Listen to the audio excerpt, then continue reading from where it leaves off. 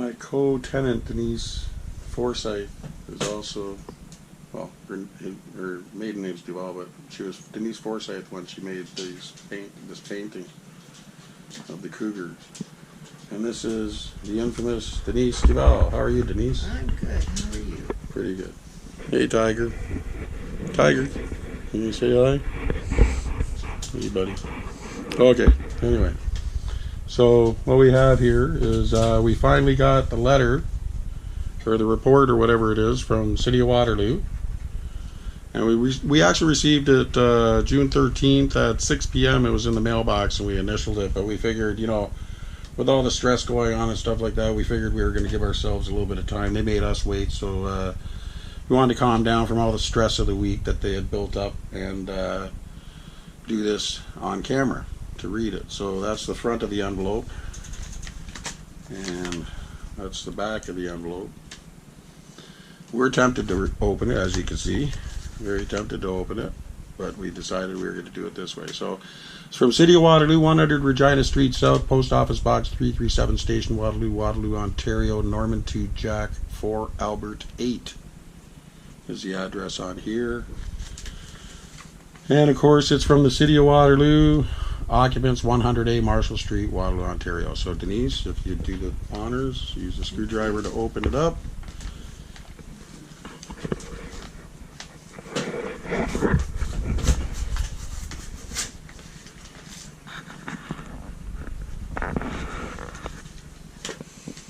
Okay, and pull it out. And then we're going to do the initialing of the paper. We're going to match what we have written here, which is received 6 p.m. June 13th, 2019 CJB. Here, let me do it. You want to hold the camera? Yeah. So I'll just repeat what we put here. Do it here. Received 6 p.m. June 13th, 19. CJB. And go ahead. Okay, now what we're going to do is we're going to initial the other pages just to say that we got them. Just initial that.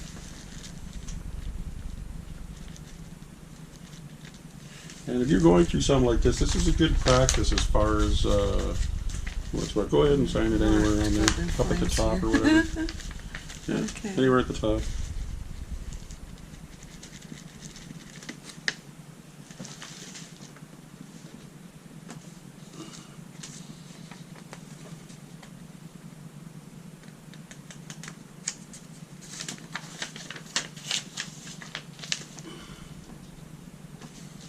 Here, you want to sign there? So just initial. And you get the last one first. My hands aren't working. Okay, anywhere here. Okay, right here. There we go. That doesn't say Donald Trump, does it? No. Sure. It kind of looks like his scribbling. No, I'm just kidding. Anyway. Okay, so let's see what they have to say. Alright. So it says, you see 6 p.m. June 13th, 2019, and initialed by us, Corporation of the City of Waterloo, on the City of Waterloo letterhead, as you can see right there. But you don't have to zoom in. Zoom back, step back a bit. Okay. Okay, so that's good. Oh, I see it. All right. Good. Okay. So just to show you, and this is what it looks like basically. Pull back a bit so you can get it on. So it looks like it's 1, 2, 3, oops,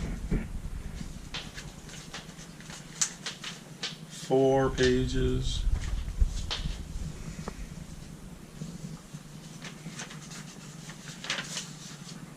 5 pages. So it's 5 pages. Okay. Okay. So I'll just read it. Okay. Corporation of the City of Waterloo. In the matter of Section 15.2 of the Building Code Act for the Province of Ontario as amended, In the matter of bylaw 2011-122 for the Corporation of City of Waterloo being a bylaw to provide the standards for the maintenance and occupancy of property in the City of Waterloo, and in the matter of lands and premises known municipality as 100A Marshall Street, Waterloo, Ontario. Order. Whereas you are the owner of the property known municipality as 100A Marshall Street, Waterloo, Ontario, hereinafter called the property. Whereas the property does not conform with the standards for maintenance and occupancy of property described in the City of Waterloo bylaw 2011-122. Whereas the particulars of the repairs to be expected or a statement of required action are set out in Schedule B annexed hereto, and whereas as a result of the deteriorating conditions of the items listed in Schedule B, I hereby order that the property known municipally as 100A Marshall Street, Waterloo, Ontario, being in the City of Waterloo and the Regional Municipality of Waterloo, more particularly described in Schedule A annexed hereto, be brought into conformity with the said bylaw by July 15th, 2019. Wonderful. Further take notice that an owner or occupant upon whom this order has been served has the right to appeal this order by sending notice of appeal by registered mail to the Secretary of the Property Standards Committee, Legislative Services Department, City of Waterloo, 100 Regina Street South, Post Office Box 337, Waterloo, Ontario, Norman 2 Jack 4 Albert 8, on or before July 4th, 2019. And pursuant to section 13.3 of the said bylaw, an appeal fee of $170 payable to the City of Waterloo must accompany the notice of appeal. Further take notice that if the property is not brought into conformity with the said bylaw by July 15, 2019, the officer may take or cause to be taken any measures that the officer considers necessary to carry out the repairs at the owner's expense, and for this purpose the municipality has the right through its employees, servants, and agents to enter in and upon the property in respect of which the order was made at any time without a warrant. Further take notice, Section 15.2, Subsection 4 of the Building Code Act for the Province of Ontario as amended, this order may be registered in the appropriate land registry office for Waterloo, and further take notice that the person served with a copy of the order in accordance with Section 15.2, Subsection 3 of the Building Code Act for the Province of Ontario as amended are set out in Schedule C annexed hereto. Dated at Waterloo, Ontario, this 13th day of June 2019. Signed by Allison Henshall, MLEO, that's Michael Lester Echo Oscar. CPSO, which is Charlie Phi S, I forget what that is, and then O. Licensing and Standards Officer, the Corporation of the City of Waterloo, 100 Regina Street South, Post Office Box 337, Waterloo, Ontario, Norman 2 Jack 4 Albert 8, 519-747-6263. And there's her signature right there. Excuse me. That's page 1. Page 2, it just says, all in singular that certain parcel or tract of land and premises situate, lying, and being in the City of Waterloo and the Region of Waterloo and being described as follows. 100A Marshall Street, Waterloo, Ontario, Plan 494, PT Lot 6, RP58R 10259, Part 1. And again, that's all that's on this page, and we signed it.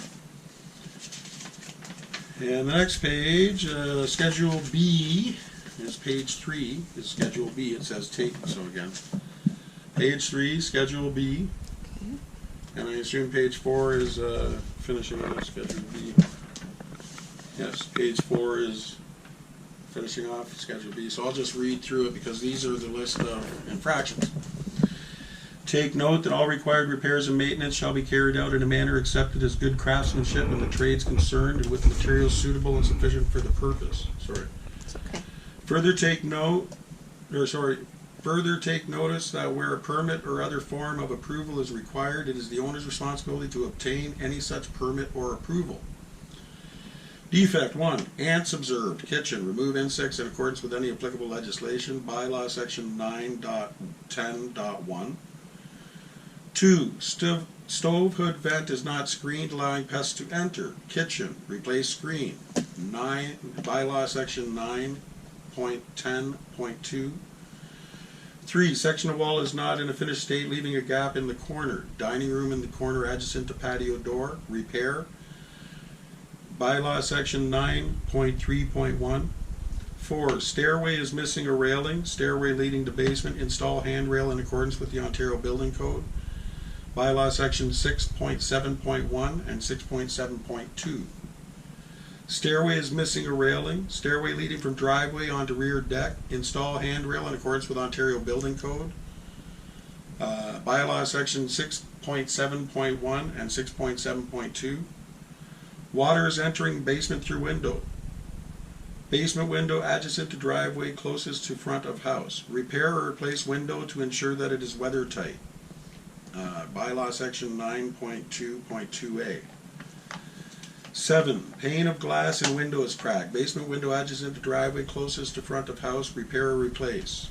Bylaw section 9.2.2a.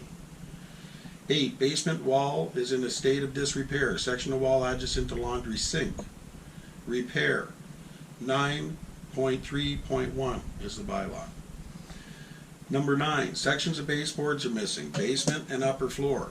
Replace. 9.1.1a and 3. Subpoint 3. 10, peeling paint on side door and wooden mailbox door, entrance door area and side yard adjacent to driveway. Repair or replace. Bylaw 9.1.1a, subsection 3. 11, concrete walkway is uneven and sinking. Walkway in front yard leading to front stairs. Repair, replace, or remove. Bylaw 5.1.1a. 12, carpet is torn. Steps leading up to front porch. Repair, replace, or remove. 9, that's bylaw 9.1.1a, subsection 3. 13, iron railing is rusting through and detached from base. Railing on front porch, left-hand side of looking at house from street. Repair or replace in accordance with the Ontario Building Code. That's bylaw 6.7.1 and 6.7.2. 14, water is leaking from join in eaves troughs. If looking at house from street, join front left corner of eaves troughs. Repair or replace. That's bylaw 6.6.1. Water is pouring from eaves through, I guess that's just like eaves through down wall, pooling at basement window. Eaves trough that runs parallel to driveway is the location. Necessary repair is repair or replace, and bylaw section 6.6.1. Page, I guess that's 4, is it?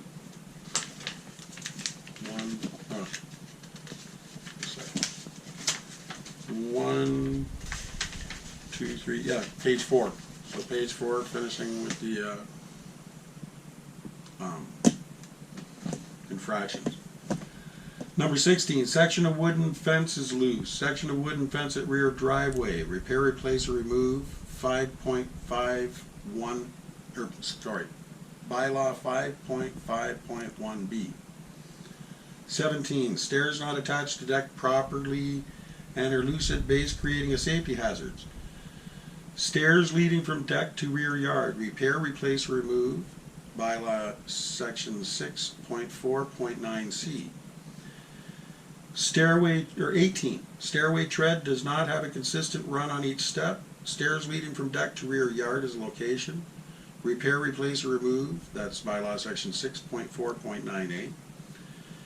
19, chain is in a state of disrepair, broken chain link, large gaps in fence posts or rusting, chain link fence dividing rear yard from neighboring property.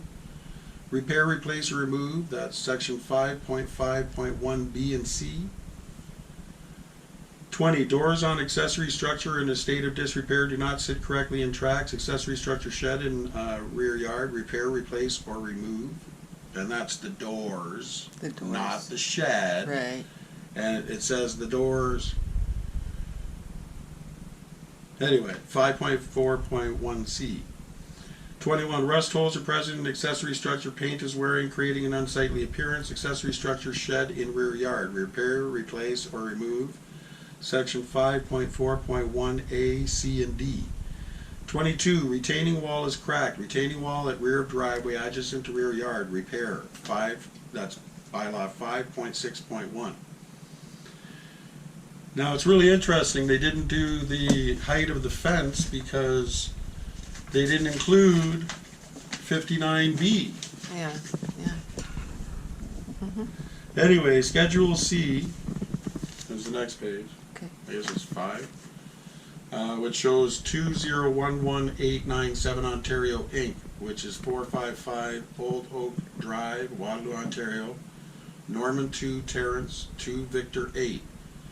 That is Commissions Worldwide Inc. Property Management and whatever, I guess, real estate company. Anyway, if you require any further information and or clarification, please contact Allison Henshall, Licensing and Standards Officer at 519-747-6263. So yes, I'm going to contact her, or maybe you could, Denise. And the first thing you ask her is, because these are bylaw infractions and there's no rental license, can she please confirm that they are in fact not allowed to collect rent for this property under the bylaw? That it is sufficient to say that this is not conducive to be able to collect rent as per the bylaw, what it says. As per the bylaw, yeah. Okay. So what we're going to do is we also, what was it, Friday, I guess, June 14th, we got this in the mail box, which is a letter from MTS, Paralegal Services, addressed to Christopher Bacon and Denise C.L. Duval, 100 Marshall Street, Waterloo, Ontario. And again, like I said, received June 14th at 1:30 p.m. and that's my initial and Denise's initial. So not sure what this is going to be about, but they sent us an N4 saying that we were supposed to pay rent. They claimed that they didn't have our post-dated check, and I sent them back information showing that we did in fact write a post-dated check along with the other ones. So this is, we don't know what this is right now, but we're going to take it out, and I assume it's going to be, hopefully it's going to be, we're coming over Monday to do some work. Yeah. It would be a good one. But let's just, 24-hour written notice, tenant Christopher Bacon, and June 13, 2019. Please accept this written notice for entry into your rental unit on June 19th at around 9 a.m. for anticipated period of 3 hours. We will be accompanied by members of the Fire Department, City Bylaw, and the Police. Include a section RTA. Sorry, what? So, they're coming back on the 19th? Yeah. What's the date today? Oh, so they're gonna be back on Friday. Yeah. This Friday coming? Yes, this Friday. Yeah, you know what this is? What is it? They're coming to do the inspection for the rental license Oh, I see, okay. on Friday. They just got this notice. Yeah. So that's probably gonna change. Yeah, I think so. Anyway, I well, it's going to be think so. interesting to see what they say. So let me read it. 24-hour written notice. And again, this is the proper way that you do it. And that's because MTS sent it. Yeah. See, the way that he sent it, if you look at page 6 at what I posted. Anyway. So you So have June to be given 13th, notice. 24-hour written notice. Tenant Christopher J. Bacon and Denise C.L. Duval. Rental unit 100 Marshall Street, Waterloo, Ontario. Norman 2 Jack, 2 Terrence 4. So it has to properly identify the unit. Please accept this as a written notice for entry into your rental unit on June 19, 2019 at or around 9 a.m. for an anticipated period of 3 hours. We will be accompanied by members of the Fire Department, City Bylaw, and the Police. I have included the section of the RTA for your reference regarding your responsibilities for the entry. Should you have any questions, please don't hesitate to contact me. Thank you, management. Phone and email, but they're blank. Oh. So Well, where it says phone and email, it's blank. So it's Yeah. just notice. it's just Anyway, because we already know it's phone and email. Tenant's rights and responsibilities. Tenant may remain in the rental unit while the landlord exercises the right of entry. However, the landlord's right of entry can be exercised if the tenant is not in the rental unit at the time of entry. A tenant has a right to deny entry to the landlord if the landlord has not met the requirements under the RTA relating to entry. Tenant does not have the right to deny entry simply because the time of entry is not convenient to the tenant. the tenant must, 1, not interfere with the landlord's right of entry, 2, not interfere with the landlord and its agents, and 3, take whatever steps are necessary to provide access to rooms where the work is to occur, including safely restraining pets in the rental unit. So that's fine. Yeah, no problem. Unless it changes. But anyway, so I'm going to put this down, received. And we'll definitely accommodate them, yes. Well, we're always here to accommodate. I've been asking them to come and take care of this for a while now. I know. So do I. At 1:30 p.m. Okay, just to show. Again, here you want to show down the table. Both documents. Here, let me see.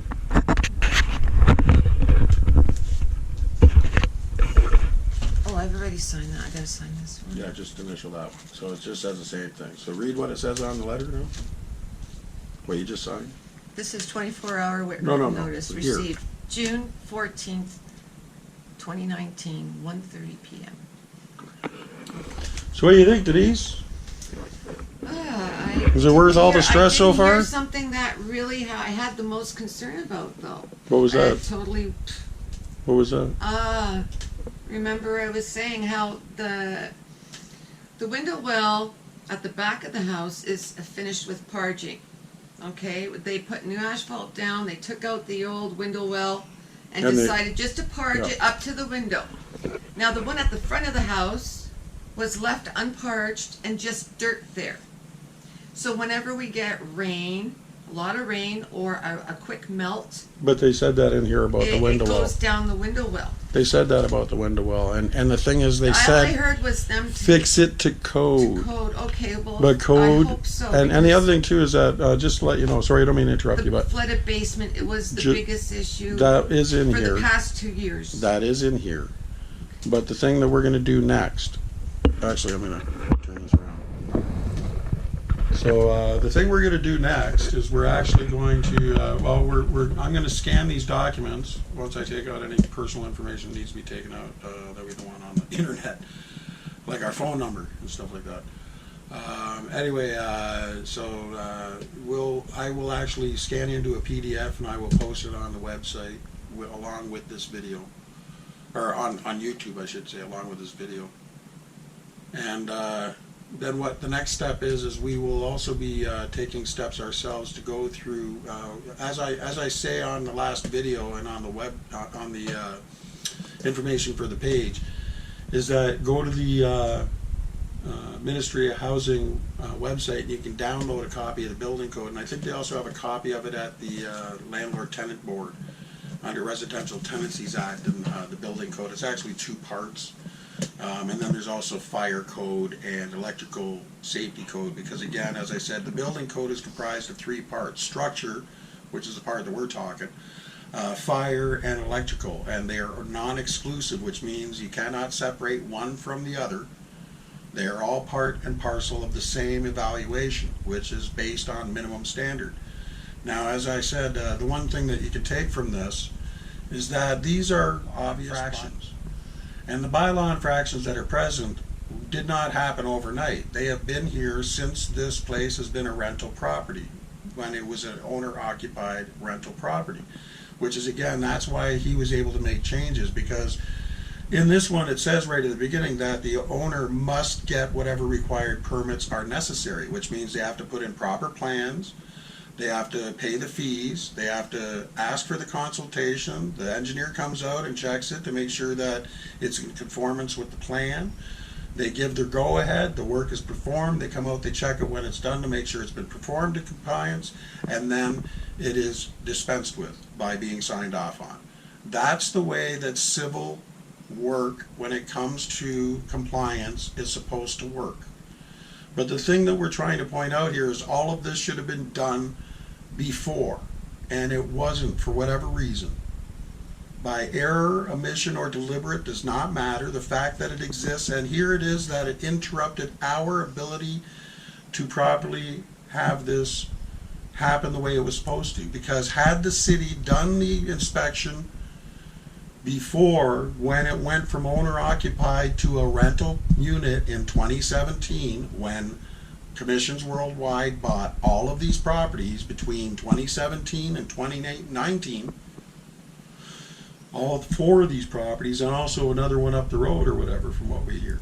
Anyway, it doesn't matter. The point is 100A, 100B, 98A, 98B were all purchased by him over that time.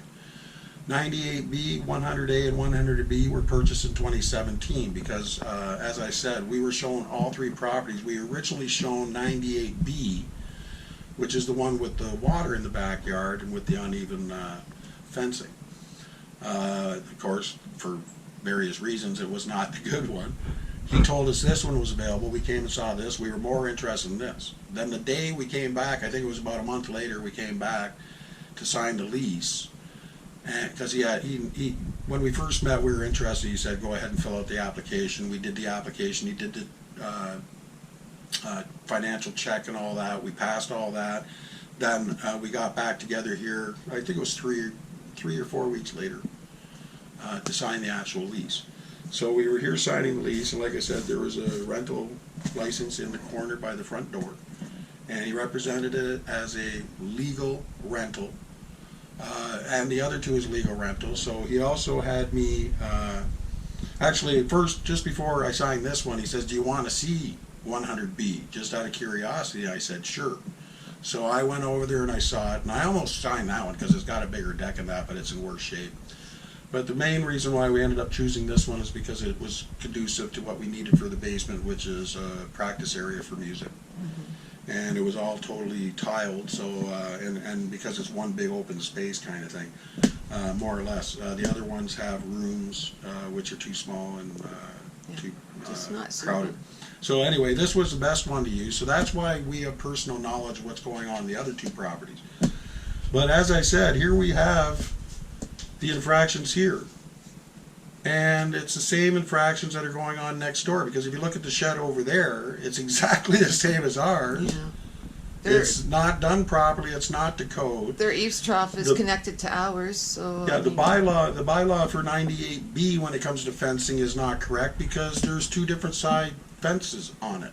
Yeah. So it's not correct for 98B, which is also owned by Commissions Worldwide. So depending on how the City of Waterloo does it, but again, the question is, who is responsible to do a minimum standard inspection for the province? In order to certify. In order to certify that it meets minimum standard, because here they just struck to bylaw, and bylaw even states in what they're saying here, and you can read it in the PDF later, but it says that it's infringing the building code. So there's already stuff that infringed on the building code. Again, this is only comprising of the stuff that we pointed out. They did not look anywhere else in this property, even here with these infractions being evident.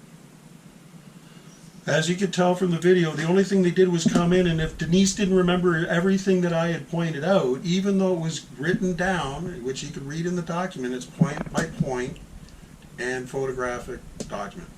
So anyway, we're going to go ahead, we're going to go through the building code, and we're going to compare it against the building code now, before they do the repairs and as they're doing the repairs, and we're going to track it for you. So we will demonstrate that as well. We'll read it from the building code if we see something, we'll show you what we're talking about. And then that way, when you do your own self-evaluation, it'll give you a way to see how it worked for us. Yeah. Again, we're not the only thing we're advising is for you to educate yourself and look for yourself, and then when you find out there's something wrong, stand up for yourself and demand that they don't push this aside. Yeah, yeah. And other than that, the other thing is that we should just standardize everything by making the owner get a full minimum standard inspection, because again, here our tenancy has been disrupted by this. Yeah. Oh, yes. If they would have done this before we moved in, as they claim they did with this rental license, yeah, we would not be infringed upon at all. But because they didn't, he was able to get away with it. But what we have to point out is that the law worked. Yes. Because they caught him. Well, the thing is, they caught up with him. If you keep asking your landlord to fix your unit and it goes absolutely nowhere, what else are you supposed to do? You have to go somewhere. And that's why they created bylaws. And you rely on the authority to toe the minimum line.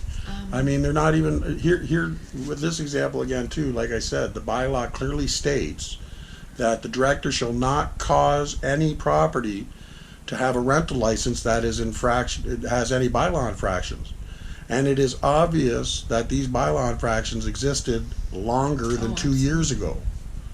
So we have to question the validity of how they're looking at it. And again, it's because I think they're confused, because it is the Ministry of Municipal Affairs and Housing that is responsible for conducting a minimum standards inspection.